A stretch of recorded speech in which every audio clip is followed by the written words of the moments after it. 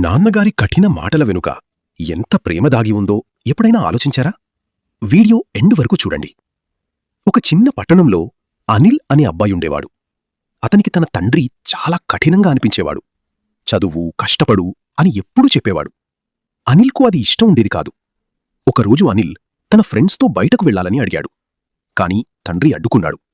అతనికి కోపం వచ్చి, "మీరు నాకు స్వేచ్ఛ ఇవ్వరు" అని అన్నాడు. ఆ రాత్రి అనిల్ ఇంటి బయటికి వెళ్లి ఒంటరిగా కూర్చున్నాడు. అప్పుడే అతను తన తండ్రి ఒక వ్యక్తితో మాట్లాడటం విన్నాడు. "నా కొడుకు బాగా చదివి మంచి స్థాయికి వెళ్ళాలి. నేను పడుతున్న కష్టాలు అతను పడకూడదు" అని చెప్పాడు. అది విని అనిల్ గుండె కదిలిపోయింది. తన తండ్రి కఠినత వెనుక ఉన్న ప్రేమ అర్థమైంది. ఆ రోజునుంచి అతను మారిపోయాడు.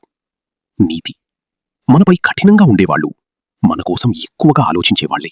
ఇలాంటి మరిన్ని కథల కోసం క్విక్ స్టోరీస్ తెలుగు ఛానల్ను సబ్స్క్రైబ్ చేసుకోండి.